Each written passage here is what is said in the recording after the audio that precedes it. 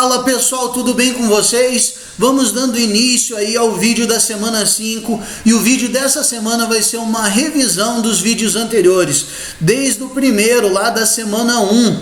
Pessoal, matemática se aprende pondo a mão na massa, por isso eu vou pedir que vocês não só assistam o vídeo, mas que tentem fazer os problemas que eu vou propor aqui.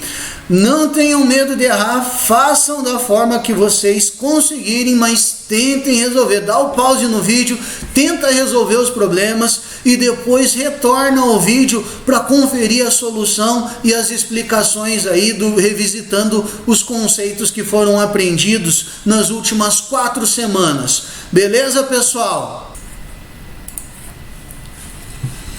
Vamos começar então, pessoal. Vamos lá, nosso primeiro problema. Jiraiya estava brincando com a sua amiga Tsunade.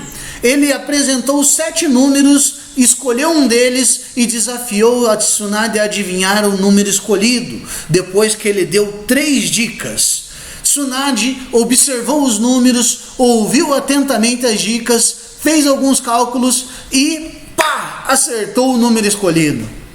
Será que você é capaz de descobrir o número que a Tsunade falou? Veja abaixo os números e as dicas apresentadas e diga qual foi a resposta de Tsunade. Dica número 1, é um número composto. Você lembra o que é um número composto? Dica número 2, ele é divisível por 3. Quando que os números são divisíveis por 3? Dica número 3, o produto entre seu menor fator primo e seu maior fator primo é igual a 14. Como descobrimos os fatores primos de um número? Pessoal, tentem resolver esse problema aí, como vocês começariam ele? E aí, o que deve fazer agora? Na sequência do vídeo, eu vou deixar uma dica, mas eu quero que primeiro vocês tentem resolver sem dica nenhuma. Se não conseguir, continua no vídeo para pegar a dica e tentar de novo. Em seguida, volte ao vídeo aqui para a gente conferir o que vocês acertaram e revisitar os conceitos aí que nós estudamos lá na semana 1.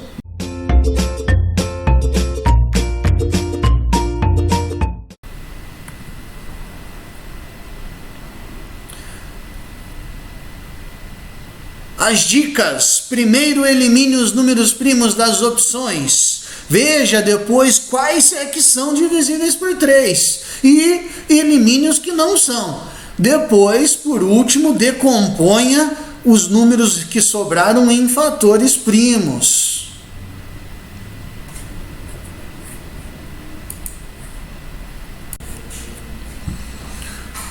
Vamos conferir se vocês acertaram? Vamos lá então, corrigindo o problema proposto.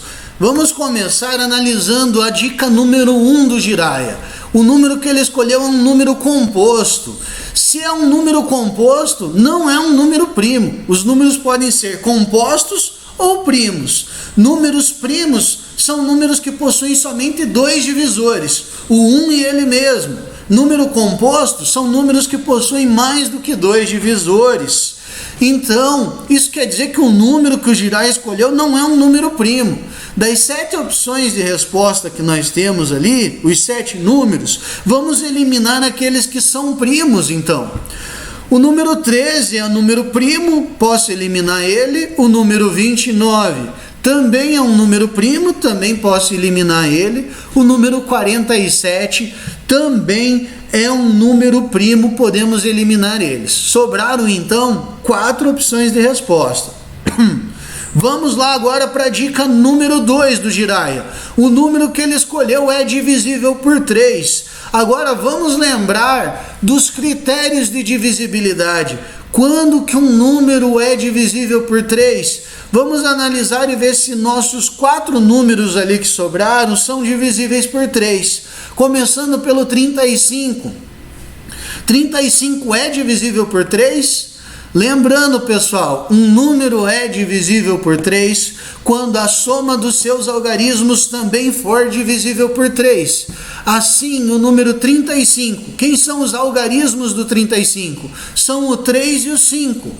Somando, 3 mais 5 dá 8. 8 não é divisível por 3, não aparece o 8 na tabuada do 3. Então, o número 35 também não é divisível por 3, eu posso eliminar ele, não foi esse o número escolhido pelo Jiraya, não. Próximo número, 42. 4 mais 2 é 6. 6 é divisível por 3, então o 42 também é divisível por 3. 42 permanece como sendo uma opção de resposta. Assim como 60. 60 dá 6 mais 0. 6 mais 0 é 6. 6 é divisível por 3, então 60 é divisível por 3. 300. 3 mais 0 dá 3. 3 é divisível por 3 também. Então agora temos 3 opções de resposta. E vamos para a dica número 3, que diz que o produto entre seu menor fator primo e seu maior fator primo é igual a 14. Todo número composto, pessoal, pode ser decomposto em produtos de números primos. Isso é o que nós chamamos de fatoração. Então, vamos fatorar esses números, vamos decompor eles em fatores primos para descobrir qual deles em que o produto do menor fator primo pelo maior é igual a 14. Vamos começar pelo número 42. Uma das maneiras de se fatorar um número é o processo que nós chamamos de fatorações sucessivas. Eu vou pegar o número 42 e vou escrever ele como uma multiplicação. Uma dica, se o número for par, você já pode começar com um 2 vezes alguma coisa. Assim, 42 é 2 vezes 21. Só que eu vou seguir fatorando. Enquanto tiver números compostos nessa fatoração, eu sigo fatorando eles. O 21, por exemplo, 21 é o mesmo que não é par, não é 2 vezes alguma coisa, mas é um número divisível por 3, então ele é 3 vezes 7. Eu vou decompor o 21 em 3 vezes 7. E assim eu escrevo o número 42 como sendo 2 vezes 3 vezes 7. Notem que aqui eu já encontrei os fatores primos do número. 2, 3 e 7 são os fatores primos. Decompus o 42 em fatores primos. Existe uma outra maneira de se fazer a fatoração, que é o procedimento das divisões sucessivas. Vamos ver esse segundo exemplo aí também, fatorando o número 42. Eu escrevo o número 42 e coloco um traço ao lado dele. E ao lado desse traço eu vou colocar o menor número primo que eu posso dividir o 42. Qual é o menor primo? Se o número é par, o menor número primo é o 2, que dá para dividir um número de forma exata. Então eu coloco ali do outro lado 2 e faço a divisão. 42 dividido por 2 dá como resultado 21. Escrevo 21 ali na primeira coluna. Continuo fazendo a divisão. Que número agora, que número primo eu posso dividir o 21? 2 já não dá mais. Vamos tentar o próximo número primo? Vamos tentar o 3? 21 dá para dividir por 3, então eu coloco o 3 ali e embaixo do 21 eu coloco a divisão. 21 dividido por 3 é 7. 7 não dá para dividir por 2, nem por 3. O próximo número primo é o 5, também não dá. O 7 é o número primo, então ele só dá para dividir por 1 ou por ele mesmo. Então eu vou dividir ele por 7. Esse procedimento acaba quando nós encontramos o resultado 1 na primeira coluna. E aí eu digo que o 42 é a multiplicação, é o produto dos números que foram encontrados e colocados ali na segunda coluna desse procedimento ali, 2 vezes 3 vezes 7. Lembraram as duas maneiras de se fatorar um número, pessoal? Vamos lá ver agora, o 42 tem os fatores 2, 3 e 7. O produto entre seu menor fator primo e seu maior é igual a 14?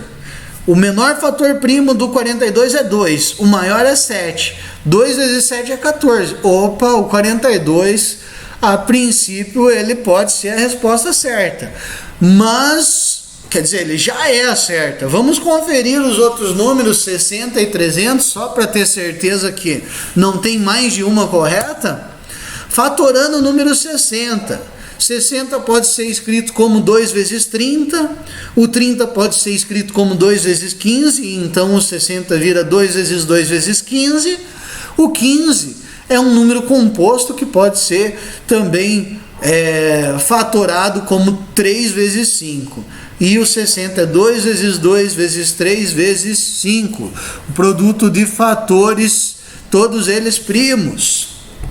Opa! Quem é o menor fator primo de 60? É o 2. E o maior? É o 5. O produto entre eles, 2 vezes 5 é 10, não é 14. Então o 60 não pode ser. Vamos lá para o 300. Vou fatorar no segundo processo o 300. Escrevo ele ali, ele é número par, eu divido ele por 2, dá 150, pode dividir por 2 de novo, dá 75, 75 não divide por 2, então vou para o próximo número primo, divide por 3, divide, então dá 25, 25 não dá para dividir nem por 2 nem por 3, o próximo é o 5 e ele dá por 5, 25 dividido por 5 dá 5, que eu divido por 5 de novo fica 1. E 300 pode ser escrito, a forma fatorada dele é 2 vezes 2 vezes 3 vezes 5 vezes 5. O menor fator primo dele é o 2, o maior é o 5. O produto entre o menor e o maior é 10. Então o 300 e o 60 não podem ser, não. Então a resposta, o que a Tsunade disse para o Jiraiya foi o número 42, já que ela acertou, né, pessoal? Vamos lá, mais um problema aí para vocês resolverem agora. Observe os pontos e as retas que estão representados na malha quadriculada e escreva. Na letra A vocês devem escrever todas as retas que são paralelas entre si nesse desenho, concorrentes à reta S, perpendiculares à reta R. Então na letra A são 3 respostas ali. Na letra B, vai indicar 2 ângulos retos dessa figura. E na letra C, 2 ângulos com uma medida menor do que a de um ângulo reto. Vamos lá, pessoal? Vamos fazer essa daí? Então, vai lá, dá pause no vídeo, tentem resolver e depois retornem aqui para o vídeo para nós conferirmos. Tem uma dica ainda na sequência que vocês podem conferir. Se vocês não lembrarem os conceitos de reta paralela, concorrente, podem buscar por eles lá na página 56 e 60 do livro, no volume 1. Vai lá, pessoal.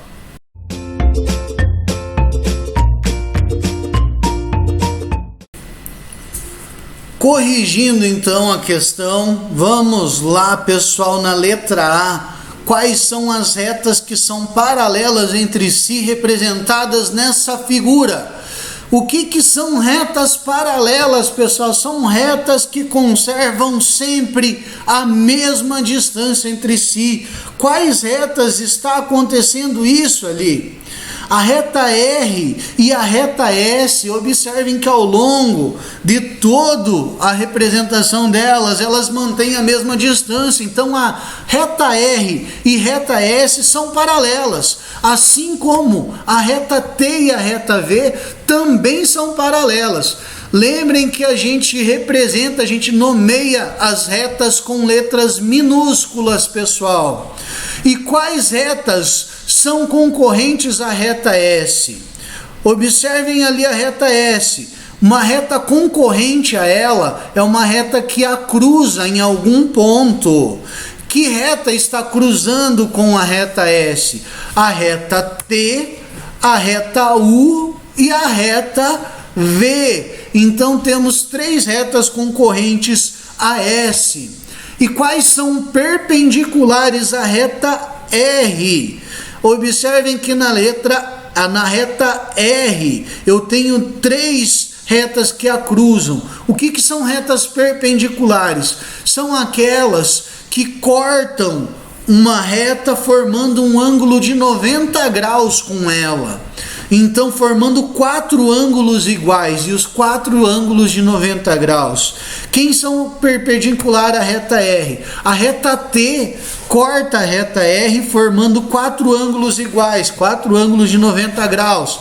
Assim como a reta V também corta a reta R formando 4 ângulos de 90 graus, portanto, elas são perpendiculares à reta R. Vocês conseguiram achar 2 ângulos retos aí nessa figura? Quais vocês representaram? Tem mais do que 2, hein? E como que eu represento um ângulo? Como que eu indico ele? Por exemplo, aqui, ó, observem o ponto A, U, E, nessa ordem. Vai lá do ponto A para o ponto U para o ponto E. Essa sequência de pontos determina uma abertura ali no U, com o vértice U. Essa abertura é uma abertura de 90 graus. Eu posso representar esse ângulo de 90 graus como sendo o ângulo AUE, com acento circunflexo no U para indicar que é nele que está sendo formada essa abertura, esse ângulo. O outro ângulo de 90 graus, tem mais ainda, né? Mas vamos listar só 2, é o UEO. Observem, UEO com o E no meio e acento circunflexo. Lembraram lá como se representa os ângulos retos? Por último, letra C, 2 ângulos com medida menor do que a de um ângulo reto. Então, sabendo que o AUE é uma quina, né, representa um ângulo reto, aonde mais eu encontro um ângulo que seja menor do que, uma abertura menor do que essa? Como exemplo, podemos ter o ângulo AEO. Observem, AEO com o vértice em E. Isso quer dizer que a abertura está sendo formada entre os pontos A e O. Esse ângulo é menor do que 90 graus. Assim como o ângulo OAE também é menor do que 90 graus. E aí, como que vocês se saíram? Acertaram? Vamos para mais uma? Qual desses desenhos na malha quadriculada melhor representa a vista superior do objeto abaixo? Então nós temos um objeto ali em vermelho e eu quero saber de vocês qual das opções A, B, C ou D representa melhor a vista superior desse objeto. Vamos responder lá? Dá um pause no vídeo, responde essa questão e depois retornem aqui para nós corrigirmos. Vai lá, pessoal!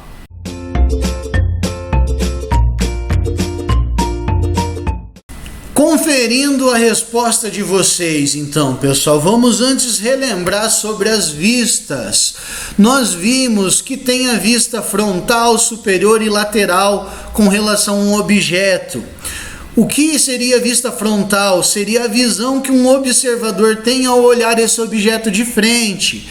E a vista superior, a visão que um observador tem ao olhar esse objeto de cima. Assim como a vista lateral é a vista que um observador tem ao observar esse objeto de lado. Observe a cadeira ali. A vista lateral é como eu enxergo ela de lado, a frontal como eu enxergo ela de frente. A superior é como eu enxergo ela de cima. Sabendo disso, vamos lá, o nosso objeto, qual é a vista superior? Um observador olhando de cima para esse objeto, o que ele enxerga? A resposta é a letra B, de bola. E espero que tenham acertado aí, pessoal. Vamos lá para a nossa próxima questão.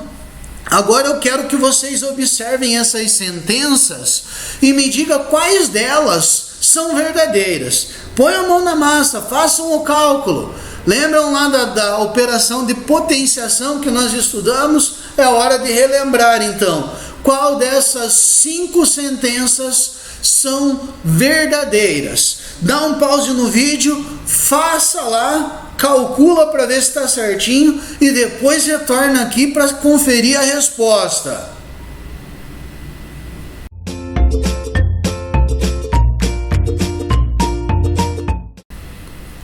Vamos corrigir então?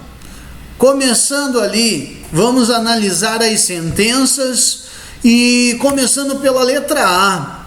2 elevado à quarta potência.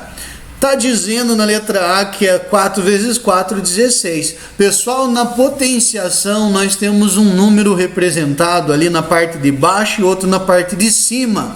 O número da parte de baixo é a base é 2. E o número na parte de cima é o expoente, e o nosso expoente nesse caso é 4. Para resolver uma potenciação, nós temos que repetir a base, a mesma quantidade de vezes que tem no expoente, e depois multiplicar tudo. Portanto, é o número 2 que eu tenho que repetir 4 vezes e depois multiplicar 2 vezes 2 vezes 2 vezes 2, que dá o mesmo resultado, 16. Mas a sentença na letra A ela é falsa, porque ela não afirma só o resultado 16, 4 vezes 4.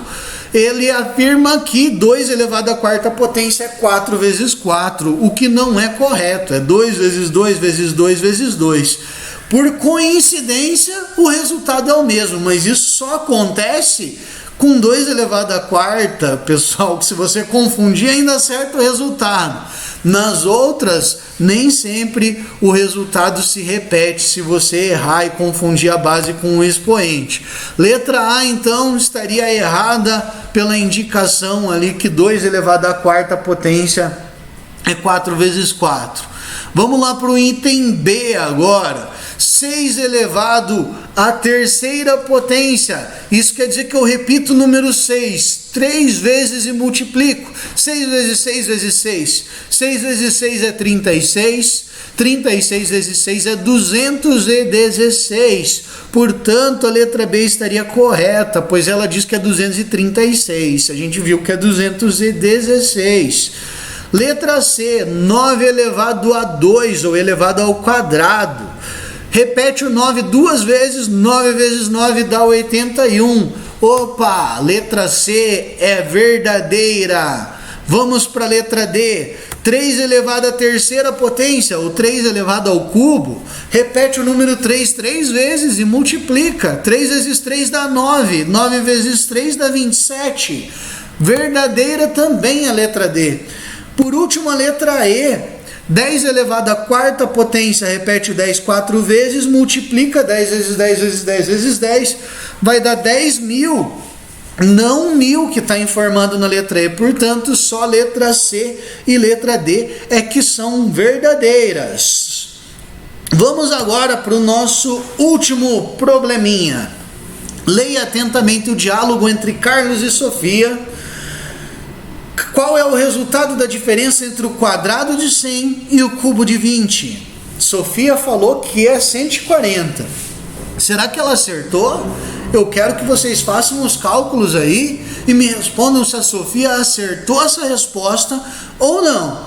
Dá um pause, faça os cálculos e depois voltem com a resposta.